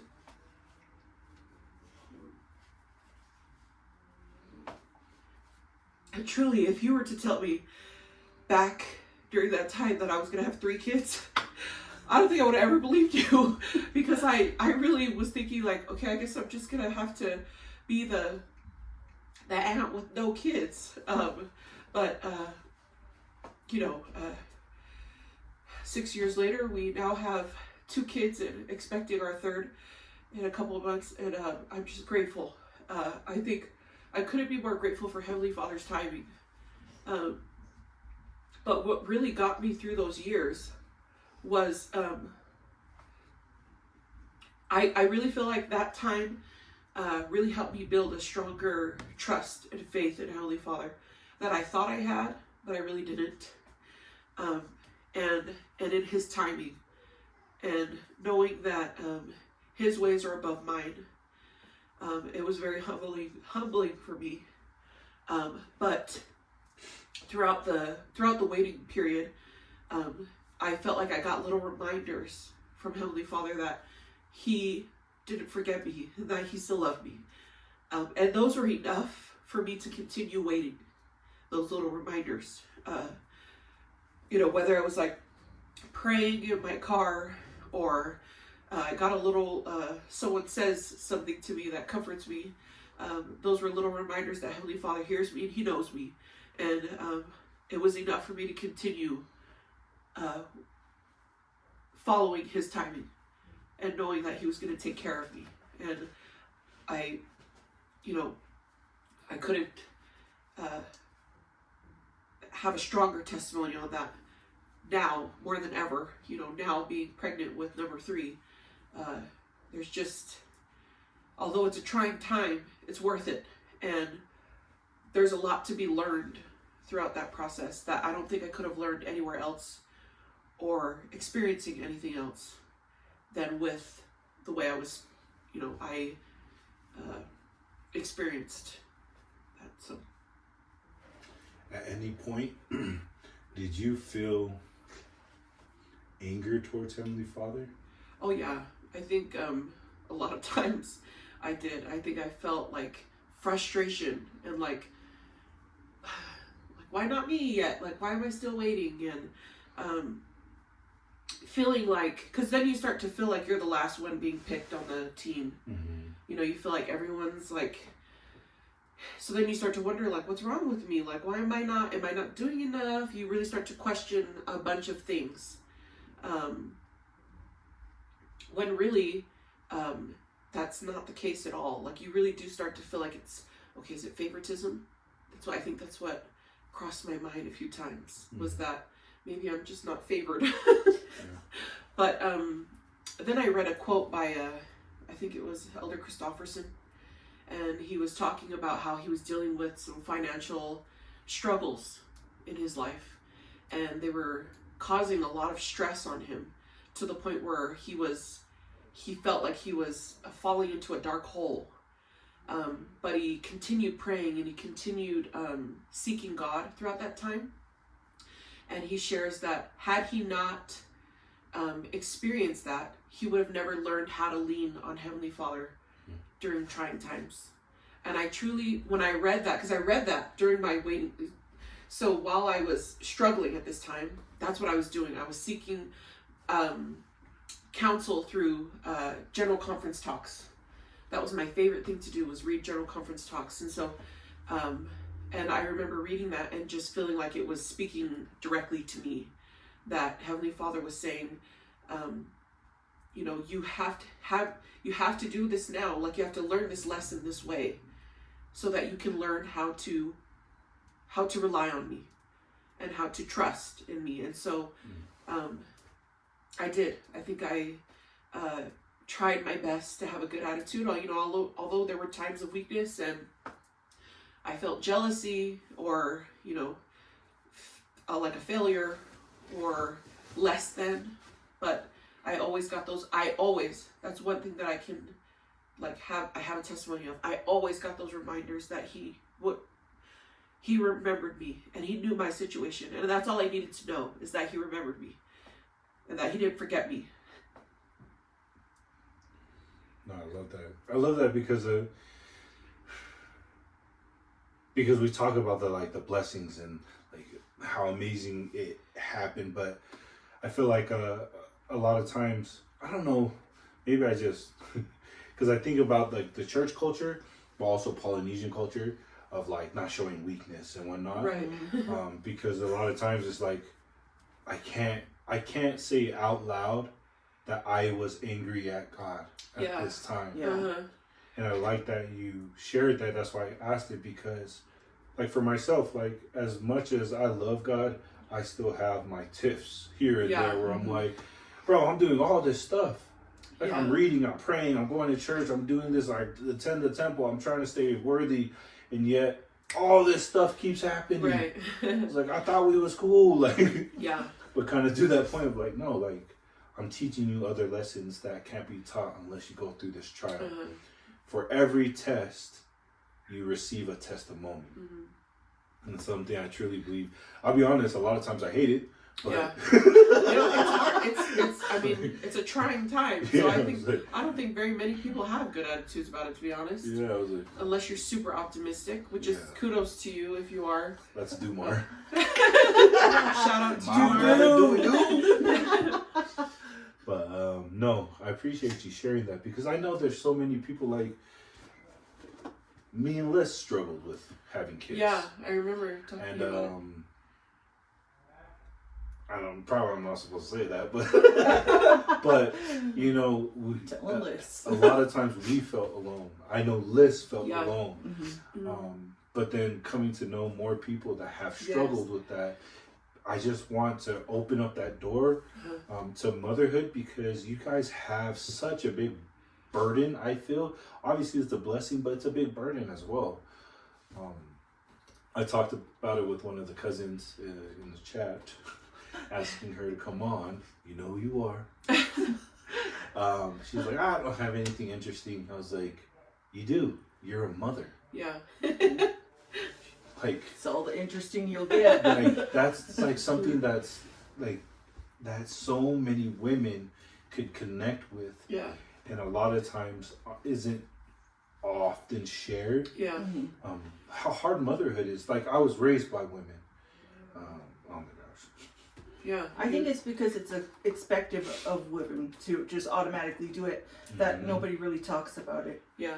That we're just expected to know these things and to be a good mother and to do all these things. You're Whereas, expected to multiply and Yeah. replenish. and whereas And I don't feel like the same is held to fathers. No. Like Yeah. you just showing up is great. Yeah. You got here here. for the lights. Yeah, no, exactly, and that's something that I want for my sisters to share, because you've experienced it. I haven't experienced it. I'm more of on the sideline. I know I wanted to have kids. I know I wanted all that stuff, but I didn't sit in those dark rooms like you guys and sit in that car and question, why is my body not producing? You know what I mean? And also the pressure that's put on you, not only by your family, but your in-laws. They're like, why aren't you guys pregnant yet? When are you getting Yeah. pregnant? Mhm. And it's the questions that keep coming and coming, and it just makes you feel smaller and smaller. Mhm. Yeah. Well, like that's something that that expectation, like Liz, and you guys probably felt it as well. She hated those questions. Yeah. Like anytime we went to anyone's house, Mhm. when you guys gonna have kids? When you guys gonna do Yeah. like? As if it's in our control. Yeah. Yeah, You know, exactly.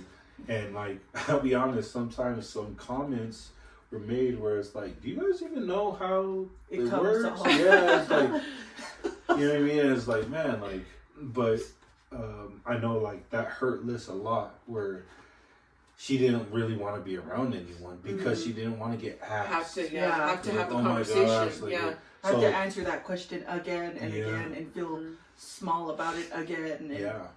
And like, honestly, like for me and Liz, we just started honestly just lying. Or I'll just make a joke about it. Where Yeah, it's like, yeah. I don't want no Deflect. damn kid. Yeah. Like, Yeah. you know what I mean? Like, Mhm. we're just enjoying ourselves. We're doing Yeah. our own thing. Like, let us live our life. But really, secretly, we're like, dang, man. Like we're trying. Yeah. Yeah, we're doing our best. Like, I don't know how to do this. Yeah. But yeah, so I appreciate you sharing that with Yeah. us, and you know, obviously Jamie would love your interview to share your experience as well. Mhm. But I know we've been going for a while, and I just feel like you've shared so many nuggets about your life that I'm grateful for that you shared. Kind of like on the mission. You hit a peak, and once you hit that peak, it's time to end. Mhm. And I feel like we hit that peak. On the mission, we were taught like you don't have to hit every point in the gospel teachings. You just have to hit the points that mean the most to the individual. Mhm. So I feel like for me, in closing, you know, just asking rapid fire questions, Okay. and a lot of times it's just funny questions. Is there anything you'd like to clear up from Nuggets? Yes. Well, There you go. okay. I do need to clarify some things because that guy got on here and just said whatever.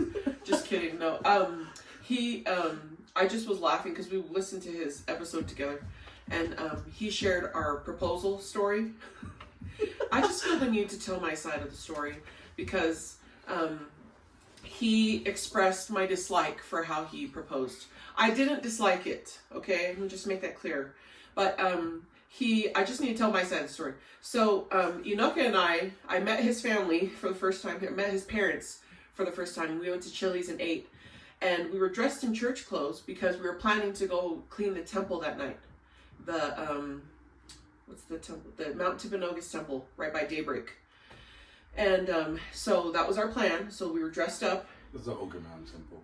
Oh, Oka Mountain. What did I say? Mount Timpanogos. I That's in don't know where they go. Timpanogos. Okay. Well, thank you for clarifying. What is it? She's the not Oka good Mountain? at geography. I don't know where the Mount Timpanogos came. Anyways. That's the temple that me and Liz got married in, is Oka Mountain Temple. Oh, okay. Well, then you see, you know it. I know, that's why I corrected you. See, you know what I'm talking about. Okay. Well, the Ochre Mountain Temple. So we were supposed to go there to help clean, and I think that was his way of getting me dressed up so that I would look nice for when he proposed. So anyways, we're driving there and Nook's like, I just want to stop by the Daybreak Lake. I think I can't even remember what his excuse was to go stop over there. He wanted to take a stroll or something. And that's where he took me on our first date. We did go on a stroll there on our first date. I was going to say, you guys do strolls often, or? They did? I guess we did during that time. That's a thing of the past because we haven't gone on a stroll in a long time. But most people call it a walk. Anyways, so we were there, but this is when the Daybreak Lake area was pretty new. So there was no street lights. It was pitch dark. And so I remember crossing like a little bridge, and he was like, oh, the area is just right over here. And I think it was to take a picture. I think that's what it was. Anyway, so then we're walking over there, and mind you, it's completely dark. Like the only light we had was from the moon. And I think it was like 9 p.m., 10 p.m. It was really late. Because I guess you're supposed to clean the temple really late. Anyways, back to the point. So we get to our spot where we're supposed to take this picture. And then all of a sudden I hear, woo, woo! And this big group of people, and it's a big group of people. It was probably like 8 people running up from like this. I don't even know where they came from, honestly. Because my back was faced to them. And I turned around, and all I see is like little flashlights from their phones, like waving and like woo, woo, like that's. So I'm like, what the? I'm like, no, get the Glock. Just kidding. No, I was so like, what the hell is going on? And I was so confused. Meanwhile, Enoch is getting down on one knee and asking me to marry him. If you know me, I'm blind. I'm completely blind, so I'm like trying to see who these people are and what's going on. At the same time, Nook is getting down on one knee to ask me to marry him, and I'm deaf, so I can't hear him over all these ghosts wailing. And so, so I think he was down on one knee for a while, and then just stood up and just started putting the ring on me. Oh my gosh, poor guy. Sorry, Nook. Anyway, so then I was like in shock because I was like, wow, did this really just happen? And then I was trying to see who was there. And then when we got some into the light, I realized it was all of Nook's friends. It was all of Nook's friends. And then Jamie. And Jamie was like in pajamas. And then I asked her. They told me like literally 5 minutes before they came to pick me up. They're like, oh, Janessa's getting proposed to. I'm going to come pick you up. And I was like, well, guess I'm wearing pajamas. So Jamie came. So I didn't dislike you know who was doing the woo? It was Faya and Sunia. Oh my gosh. Of course it's Nook's freaking cousins. But it was so funny because I think I didn't dislike it. Nook took that as I disliked it. But I just was like extremely confused. You just didn't love it. Shut your mouth. I didn't like it. I just didn't really enjoy the moment. I was just confused, in a state of confusion. It was just very confusing. But you know what's so funny is that there's one video from that night. There's one video from that night that Nook's cousin Faya Tuai posted on Facebook. And every single year, me and Nook see it in our memories and never share it. We keep that video in the archives. But yeah, I remember because it was Sunia, and then we were like, "Shine your light, they can't see." And we're like, "Okay." Yeah, the light didn't help. That's funny. But we appreciate the effort. Question: stranded on an island, which one of your siblings are you taking to help you get off the island? Yeah, I think I'd have to go with Beej. Yeah. Why? Beej is the muscle. He's the most handy. Jamie's kind of useless. Ray's kind of useless. Babe, you're the most useless. You're the last one. Beej could build the boat for us and then take us. You know, here's like the order I would go. It would go Beej, This is Ray, not your interview. Ness. This is not your interview. Because wait till your interview. Nessa didn't know how to cook until she got married, right, Nuka? Right, Nuka? You know who cooked for her? Me and Ray. Oh my gosh. That's crazy. My dad cooked for me, you liar. Okay, but who did you ask to cook for you all the time? Because Dad wouldn't. Jamie, wait till your interview, okay? I'm going to be here to interview her. Her interview. All right. You guys see the question of like, Who would win, 100 men or versus one gorilla, or would the gorilla win? 100 men or the one gorilla? The gorilla. Gorilla? Gorilla. Yeah, I'd say. You think the gorilla would beat 100 men? Yeah.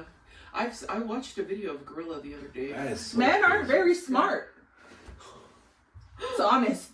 You think a gorilla is smarter than men? Yeah. He's 100. stronger. Yeah. Stronger than 100 men. Yeah. You guys are crazy, bro. I think I Yeah. have to go with that. Yeah. Okay, Gorilla. let's ask this question. Jamie or the gorilla? You. I think they'd be equal. So are you just saying two gorillas fighting? Hey. We can go right down on you. Yeah. I'm a chimpanzee. I'm not a gorilla. Yeah. I don't think have you felt her punches? I know.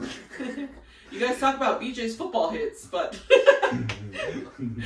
Always gotta bring it up, huh? Always gotta bring it up. Jamie tackled someone. Someone famous. Someone famous that played in the NFL. Oh, All right. I can never let that story down. Samoan food or You Tongan never do, food? Janessa. Oh. Someone food or what? Tongan food. Someone. Oh, yeah, I think I might have to go with Samoan food. Really? Yeah. Yeah. What Samoan food then? I do like. I like Samoan I- chop suey better than. I think I like the desserts more. I like goodbye, and honestly, I think Tongans have pretty much all the same Tongans dishes. have topai. There's just like slight differences, but I do like bagi bobo too, and pulingi, and I just feel like at That Tongan banana drink. I functions, forgot what the it's banana drink's usually called. just like meat and like manioke or taro or whatever. And then like at Samoan you have more variety of things. yeah. All right, closing question. This is the Elevated Podcast. So what has elevated you the most to this point? Ooh, that's a good question. I think being a mother. Ooh. Yeah, I think that's the most challenging thing I've ever done in my entire life. And I think when things are challenging, that's when you grow the most. So, Okay. yeah. Anything you want to share with the viewers, family members, loved ones in closing?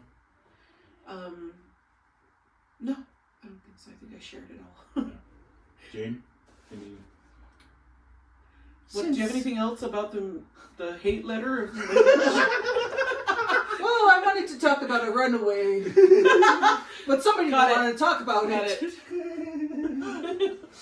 Yeah, you want to go there, Ness? I can go there. We'll talk about it on your episode. I'll give you the didn't the interview. whole story. She didn't interview the whole time. She just talked about things that she's been bitter about. I'm not bitter about them. I would just like justice. You just had to mention it out of nowhere and then get back to a question that I made firmly no believe sense. in justice. All right, everyone. Thank you for tuning in. We appreciate it. This was Janessa Tuai. Yet again, Elevated Podcast. Like, subscribe, share. Like the same thing I said in the beginning, the purpose of this podcast is to elevate individuals, family members, loved ones, to have these conversations through love, laughter, and life experiences. All right, we love you guys. Peace. Okay.